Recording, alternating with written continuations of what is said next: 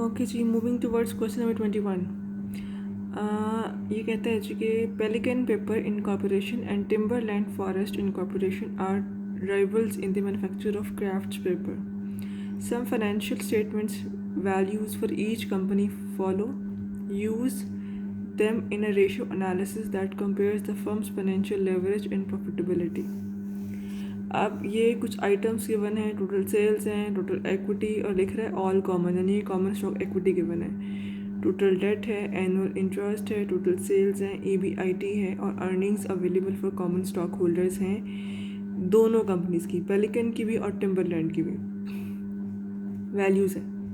Option A है जी, calculate the following debt and coverage ratios for the two companies and then discuss their financial risk and ability to cover the cost in relation to each other.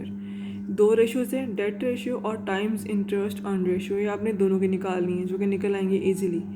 फिर आपने उसको interpret भी करना है, discuss करना है कैसे कि किसकी डेट रेशियो अच्छी है या किसने ज़्यादा कर्जे से एसेट्स बाय किए हुए हैं, कौन सी कंपनी अपना इंटरेस्ट बेहतर तरीके से पे ऑफ कर सकती है, कौन सी कंपनी नहीं पे कर सकती, समथिंग लाइक दैट.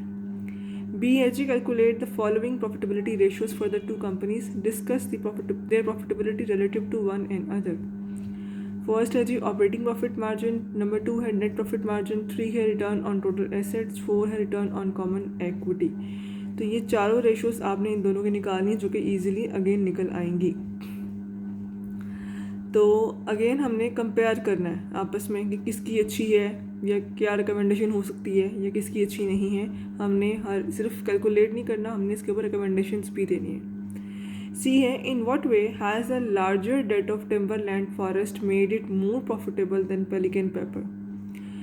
अब इसमें दो बातें. पहला क्या पूछ रहा है आपसे, किस तरीके से टिम्बरलैंड फॉरेस्ट का ज़्यादा कर्जा होने की वजह से ज़्यादा प्रॉफिटेबल हुई है. तो अगर मैं नोटिस करूँ टिम्बरलैंड को तो इनका टोटल डेट था 5 मिलियन और पेलिकन का है 1 मिलियन. इनकी कर्जा इन्होंने ज़्यादा लिया हुआ है तो इनका प्रॉफिट भी ज़्यादा हुआ क्योंकि देखो ना फंड ज़्यादा हैं. या आपने कोई फर्जी बातें नहीं करनी है, ये आपके आंसर्स बताएंगे आपको कि जो आपके जो फंड ज़्यादा अवेलेबल होंगे आपके पास तो फिर उन फंड्स की मदद से आप ज़्यादा सेल्स क्रिएट कर सकते हैं, आप ज़्यादा रेवेन्यूज़ अर्न कर सकते हैं, प्रॉपर एलोकेशन ऑफ फंड्स. तो ये आपने with respect to your answer support करना है इस बात को. नंबर 2 कहता है जी, what are the risk that Timberland's investors undertake when they choose to purchase its stock instead of Pelican. अब जो टिम्बरलैंड के जो इन्वेस्टर्स हैं उन्हें क्या रिस्क हो सकता है अगर वो इनके स्टॉक्स खरीदें, इनके ना खरीदें. तो देखो आपको पता है कि अगर फाइनेंशियल कॉस्ट ज़्यादा हो तो क्या होगा, इंटरेस्ट ज़्यादा होगा ना. इंटरेस्ट ज़्यादा होगा तो आपका जो प्रॉफिट है वो कम हो जाएगा, यानी कि वो अर्निंग्स जो शेयर होल्डर्स को अवेलेबल होनी है वो कम हो जाएंगी.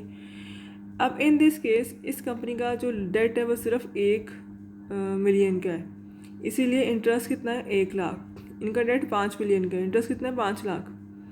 अगर इंटरेस्ट कॉस्ट कम है तो प्रॉफिट ज़्यादा बनेगा एट दी एंड, और जो profit available for common stock holders है वो ज़्यादा होगा, यानी कि उनको ज़्यादा अर्निंग्स पे उनका राइट होगा. यहाँ पे आती हूँ तो इनका डेट ज़्यादा है, इंटरेस्ट ज़्यादा है, प्रॉफिट कम हो जाएगा. तो रिस्क यहाँ पर क्या है कि आपको जो इंक्रीज प्रॉफिट है ना, प्रॉफिट में आपका शेयर था ऑटोमेटिकली कम हो जाता है क्योंकि आपके पास इतना प्रॉफिट नहीं बच पा रहा है इस कंपनी के पास कि वो शेयर होल्डर्स को ज़्यादा पे ऑफ कर सके, राइट. तो ये हमने इसके ऊपर कमेंट देना है. बट अगेन फाइनेंस की ज़ुबान में हमने कोई बात भी फर्जी नहीं करनी होती है, विद रेफरेंसेस करनी होती हैं. तो जब आप ये रेशियोज़ निकालेंगे तो you will better relate to it कि आपने कैसे इसको करना है. मैं पहले भी कह रही हूँ कि जब हम डिस्कस की बात आप दोनों में कर रहे हैं तो ये नहीं कि जनरल सी कोटेशन देते नहीं है, आपने with reference to your answers बात करनी है, with reference to your current ratio, with reference to your operating profit margin, something like that, right. Question number 22 है जो कि एग्जाम पॉइंट ऑफ व्यू से काफ़ी इंपॉर्टेंट है. एलसी के पास्ट पेपर्स में क्वेश्चन आया हुआ है. Okay ji, McDougall Printing Incorporation had sales totaling $40 million in fiscal year 2015. Some ratios for the company are listed below. Use this information to determine the dollar values of various income statement and balance sheet accounts as requested. अब sales given है और आगे ratios given है। ये पहला सवाल ऐसा आया कि जहाँ पे रेशियोज़ गिवन हो, हम अब तक रेशियोज़ कंप्यूट कर रहे थे, राइट। या हमने खुद से रेशियोज़ को निकालना, रेशियो सॉरी निकली हुई है, हमने कुछ और निकालना है। वो क्या निकालना है? Calculate values for the following, option A G gross profits. हमने रेशियोज़ की मदद से फिगर्स निकालनी है। तो आप ग्रॉस प्रॉफिट कहाँ पे आता है? अगर हम रिकॉल करें तो ग्रॉस प्रॉफिट मार्जिन के फॉर्मूले के अंदर ग्रॉस प्रॉफिट का वर्ड आता है। तो मैंने वही वाला फॉर्मूला इस्तेमाल किया, gross profit margin is equals to gross profit divide by sales into 100। तो मैंने गलती से पहले 0.08 कर दिया था, ये 0.8 इनके से लिखा हुआ है, ये 80% था, तो ये 0.8 होगा। जब मैं 0.8 करती हूँ तो ये मैंने सॉल्व किया तो ये 32 मिलियन आपको क्या आ गया है? Gross profit. ऑप्शन बी में आपसे कहता है यहाँ पर कॉस्ट ऑफ गुड्स सोल्ड। अगर मुझे कॉस्ट ऑफ गुड्स सोल्ड निकालनी है तो क्या कर सकती हूँ? आपको उसका इनकम स्टेटमेंट नहीं है, आपको सिर्फ रेशियोज गिवन है। तो हमें पता है कि sales is equal to CGS plus gross profit. Sales मौजूद थी, सवाल है 40 मिलियन, जीबी मैंने अभी निकाला 32 मिलियन, तो मैं उसकी मदद से CGS को निकाल सकती हूँ सिंपली इन दोनों का डिफरेंस लेके। तो ये आ गया 8 मिलियन, राइट। उसके बाद मेरे सामने थर्ड ऑप्शन है जी, सी पार्ट है ऑपरेटिंग प्रॉफिट्स। अब ऑपरेटिंग प्रॉफिट किस फॉर्मूले में आता है? ऑपरेटिंग प्रॉफिट मार्जिन के अंदर। मार्जिन गिवन था 35%, मैंने 0.35 लिखा, ये निकालना है, सेल्स है 40 मिलियन, तो आप इजीली निकाल लेंगे। ये निकल आया 14 मिलियन आपका ऑपरेटिंग प्रॉफिट। डी में इसका ऑपरेटिंग एक्सपेंसेस। अब ये कोई किसी रेशो में नहीं आता, लेकिन हमें पता है कि अगर ग्रॉस प्रॉफिट और ऑपरेटिंग प्रॉफिट पर डिफरेंस क्या होता है, बेसिकली डिफरेंस क्यों आता है? Because of operating expenses. तो अगर मुझे ऑपरेटिंग एक्सपेंसेस निकालने हैं तो gross profit minus operating profit करूँगी तो I will get to know the answer of operating expenses. तो मैंने वही किया, ये दोनों हम फिगर्स निकाल चुके थे ऑलरेडी, ये ए पार्ट में और ये सी पार्ट में। मैंने इन दोनों के फिगर्स का डिफरेंस लिया तो ये 18 मिलियन आ गए हैं आपके ऑपरेटिंग एक्सपेंसेस। फिर है जी मेरे सामने ई पार्ट है इसका, earnings available for common stock holders. अब ये किस फॉर्मूले में आता है? मैंने ये नहीं कि सिर्फ फॉर्मूला देखना है, हमें यहाँ से रिलेट करना है कि यहाँ पर जो रेशियोज गिवन है उसमें से किस में आ रहा है। तो earnings available for common stock holders कहाँ पर नज़र आ रहा है? कुछ फार्मूलाज में आता है, लेकिन जो चीज़ें मेरे पास अवेलेबल है मैं उस हिसाब से कर सकती हूँ। और वो क्या है? नेट प्रॉफिट मार्जिन गिवन है, मैंने फार्मूला इस्तेमाल किया क्योंकि सेल्स भी हैं और ये भी है, तो हम ये निकाल सकते हैं। यानी कि हमने ऐसा कोई फार्मूला चूज़ करना है जिसके अंदर 2 आइटम्स गिवन हो, अवेलेबल हो और हम एक निकाल सकें। ऐसा ना हो कि देखो आप एक फार्मूला यूज़ कर लें, जैसे लिखा हुआ है उसने रिटर्न ऑन कॉमन एक्विटी, ठीक है।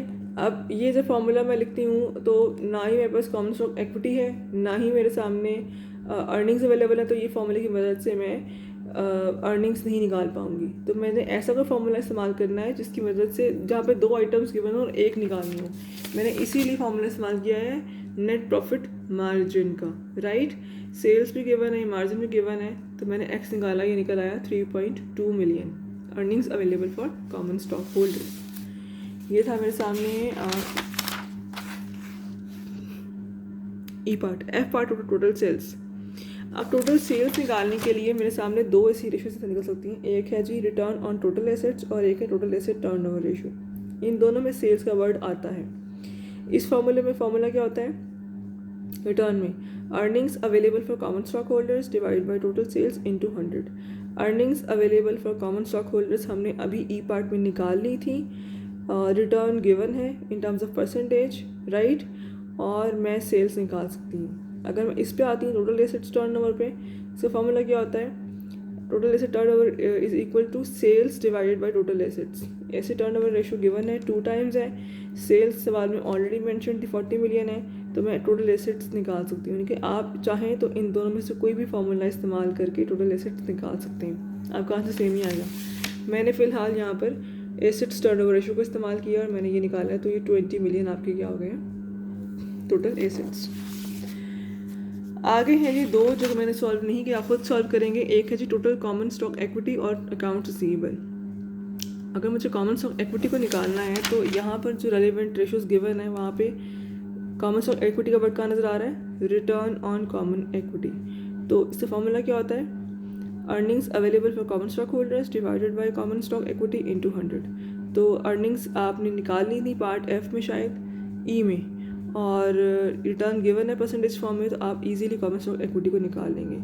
और जो लास्ट है अकाउंट्स रिसीवेबल, वो कहाँ पर आते हैं, एवरेज कलेक्शन पीरियड के अंदर वर्ड आता है अकाउंट रिसीवेबल का। सेल्स गिवन है, कलेक्शन पीरियड गिवन है, और इसकी फॉर्मूले की मदद से आप अकाउंट रिसीवेबल भी निकाल सकते हैं। तो कहने का मकसद क्या है कि हमें सिर्फ रेशियोज़ निकालनी नहीं, उनके फार्मूलाज ज़ुबानी याद होने चाहिए, निकालनी आनी चाहिए, फिगर्स कौन सी लेनी पता होना चाहिए, और प्लस हमें कंप्यूटेशंस के साथ साथ उनकी इंटरप्रिटेशंस, रिकमेंडेशंस, डिस्कशन, कंपैरिजंस, ये सारे काम आने चाहिए, और यही हम सीख रहे हैं।